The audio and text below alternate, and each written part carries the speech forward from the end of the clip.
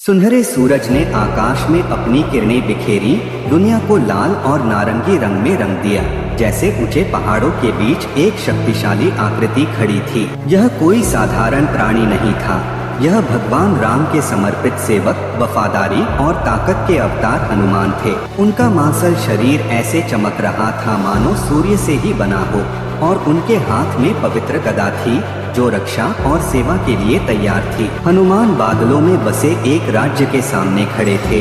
उनकी आंखें उद्देश्य से भरी थी। उनका दिल उनसे भी बड़े एक उद्देश्य के लिए धड़कता था, जिसमें प्रेम और भक्ति का भार था। वह सिर्फ एक योद्धा नहीं था, वह अटूट विश्वास का प्रतीक था, जो भयंकर से भयंकर शत्रु का भी सामना करने के लिए तैयार रहता था। जैसे ही हवा धीरे धीरे उसके चारों ओर घूमती थी, उसकी पूंछ ब्रह्मांड की ऊर्जा के साथ टिमटिमाती थी, जबकि उसका लाल कपड़ा साहस के बैनर की तरह लहराता था। एक सुनहरा प्रभामंडल उसके सिर को रोशन कर रहा था, जो न केवल दिव्यता का प्रतीक था, बल्कि उसकी आत्मा की पवित्रता का प्रमाण था। यह वह क्षण था जब नियति ने उसे उन चुनौतियों का सामना करने के लिए महासागरों में छलांग लगाने के लिए बुलाया, जो उसके सार की परीक्षा लेंगी। लेकिन उनके दिल की गहराई में कोई डर नहीं था, केवल उद्देश्य की जलती आग थी। उनका एक ही मिशन था, आशा लाना, दुनिया को यह याद दिलाना कि सबसे अंधकारमय समय में भी